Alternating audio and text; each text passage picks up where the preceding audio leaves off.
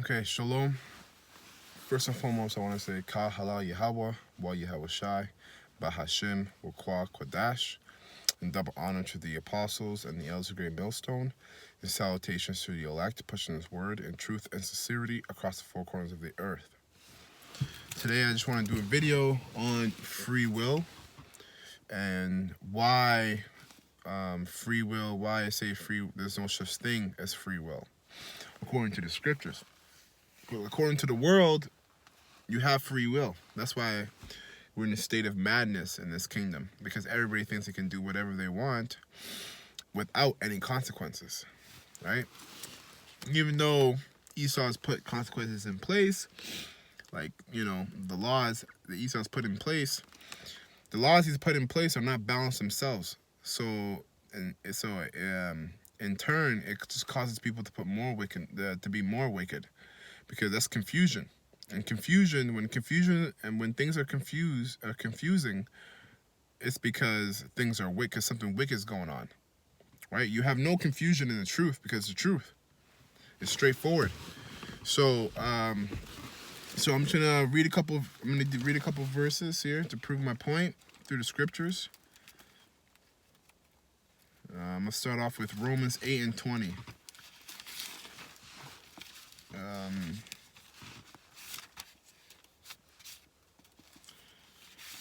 So this is Romans chapter 8, verse 20. For the creature was made subject to vanity, not willingly, but by reason of him who hath subjected the same in hope. And that itself already destroys free will, because the creature, we're all creatures. As human beings, we're all creatures who were subject to vanity. The vanity that we were subject to are these carnal bodies. All right, we were subject to these bodies, which is vanity. According to the truth, according to righteousness, these bodies are vanities. It's vanity, man. There's no point for them, because we're trying to be righteous, but we're in wicked bodies. So guess what? We were put in a body of vanity because it's wicked, and we're trying to be righteous. So it says, for the creature was made subject to vanity, which is these bodies, and in this kingdom and society, and in the mindset that the society is in today, we were subject to vanity. And then it says, not willingly. We didn't choose, because think about it. Those of us that are doing this work sincerely, if we had a choice before we came back in the reincarnation in the spirit, in the spiritual realm, the Most High is about to send us down here into the world, and He gives a choice. Listen, when you come down here, you can either choose to be in a righteous body or a wicked body. Those of us who are sincerely doing this work, we would obviously pick the righteous body, but we didn't have a choice, because we don't have free will. We don't have the choice to do that. All right, we're not God, like we're gods, but we're gods under the main God. All right, we're gods under Yahweh, Wa Yahweh Shai. Because Yahweh, then Yahweh Shai, and then the apostles, and then the elect, the whole full elect. Okay, which the apostles are a part of the elect, but they're the upper echelons of the elect, right? Because there's levels to this thing, man. There's levels to this thing. And if that already stirs your spirit in the wrong way, then you know what? This truth is probably not for you, because that's pride. You have to understand your place. So anyways, circling back to my point, so if we had a choice, obviously we'd choose the righteous body, but we didn't, because it's not our will to do so. So not willingly, but by reason of him who has subjected the same in hope. So the him is Yahweh. The Most High subjected us to this state. He kept us in this state, and is continually keeping us in this state until Yahweh Shai comes. Right?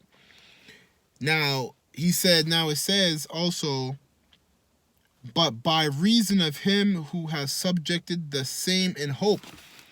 So you have two creatures. You have one creature that's subjected unto vanity and wickedness, and then you have another creature who's subject to righteousness and hope, which is obviously the elect, 2/3 of Israel, the rest of the world, Esau and the other nations, and the elect and the 1/3 of Israel.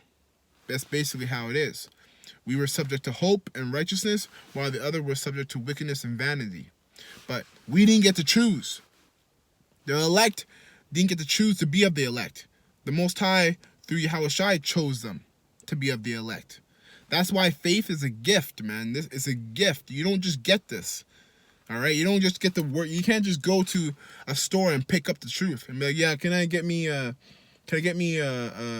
order of the truth, please? You know? With a side of flavor. Like, you can't just do that.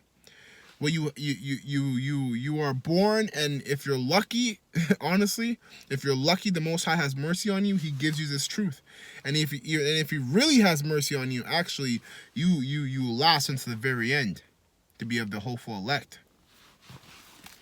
So it says, verse 21, because the creature itself also shall be delivered from the bondage of corruption, which is the elect. Which is happening right now. We're being delivered from the bondage of corruption. Slake. That's Satan. The bondage of corruption. Because we're under bondage of corruption through our flesh. And not just our flesh, but the society, this wicked society. But how did we begin to get delivered? Was through, first of all, the truth, fearing the Most High. And that's what I'm going to tie in my topic with, because once you understand that the Most High controls everything and you have no free will, it makes no sense not to fear this man. Okay, it makes no sense to fear a man it makes no sense to not fear a man that controls everything you are doing before this man had already created your destiny before he created your spirit. So if you can't even understand that, if you can't even fear that, if you can't fear a man like that, then you're going to be destroyed. And actually, you deserve to be destroyed, because that's pride. Right? You're obviously a fuck up in some way, of some shape or form, whether it's pride or you just can't get it. You know, like, you know, you're messed up in a certain way. That's just the truth, right? Because the elect understand that. That's why the elect are the elect. And that's why, yeah, as simple as that. That's why they're the elect. So, corruption into gloriness. So that started, first of all, by fearing the Lord, and then understanding the truth, coming back to our heritage, knowing who we were, right? So on and so on, until we become crowned, Lord willing, we're of the elect, through Yahushua, into glorious liberty of the children of God. So let me read that one more time. Because the creature itself also shall be delivered from the bondage of corruption. Into the bondage, the creature itself should be delivered from the bondage of corruption. So that's coming into his truth, fearing the Most High. And that's what takes you away from being away from this world. Into the glorious liberty of the children of Yahweh B'Shem Yahushai. Now, on the surface, it looks like the scripture's already contradicting itself, because it talks about glorious liberty, but yet we don't have free will. That's a metaphor for the blessings we're going to get in the kingdom, because right now, yes, entirely the Most High controls everything. We don't have free will. But we're also not living like kings. You know, we're not doing what we would freely want to do, because what we freely want to do is be righteous, right? But we can't fully be righteous in this wicked kingdom.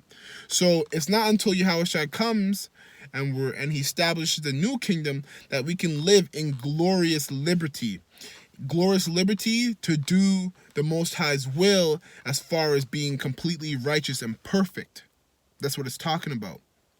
So don't get it confused, right? Because again, those of us who are sincerely doing this work, we know that we want to be righteous, man. That's why we do this work to the best of our ability. That's why we don't stop fighting, because at the end of the day, in our spirit, we really do want to be righteous. No matter what, even if it costs us our life. We really want to be righteous, but we know that we can't be fully righteous to the way that we want to be. So we're technically living in hell. Like that's what hell is, right? It's like going to jail. You're locked up. We're locked up in this society until Yahushua comes and gives us the keys to the kingdom. All right, so that we can, Lord willing, we're of the elect. So, and then when we're in the kingdom, we can freely do righteousness according to the Most High's will. You see what I'm saying? So, verse 22, for we know that the whole creation groaneth, and travaileth in pain together until now. Yes, women, animals, the environment, trees, the air, the whole earth is groaning. Every nation, we're all groaning because there's too much wickedness. In some shape or form, we're groaning, right, through our spirit. And not only they, but ourselves also, which have the first fruits, the elect, of the Spirit, even we ourselves groan within ourselves, waiting for the adoption, to wit, the redemption of our bodies. See, it's about having that righteous, because we're already, again, those of us that are sincerely doing this work in truth, and sincerity, we already have righteous spirits. We just need righteous bodies to match it. Hence why in the kingdom, in the chariots, we're gonna be changed in a moment, in an instant, and our bodies are gonna be changed. Right? Our bodies are gonna be changed, which in turn will enhance our spirits. So our spirits are gonna be even changed. You see how that works together? So all we need right now is righteous bodies, man. We have carnal and wicked and weak ass bodies. That's why it's a constant fight and a constant struggle to be righteous. Okay,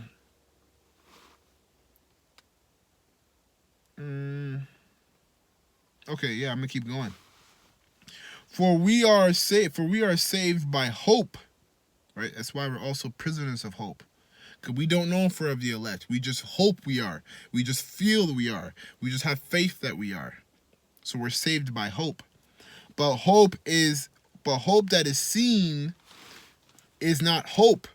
That's why when we break down this truth to people and they can't get it back past that breakdown, it just means it wasn't meant for them, because they don't have the gift of faith to see. They don't have the gift of faith to see that this is what we're saying is true.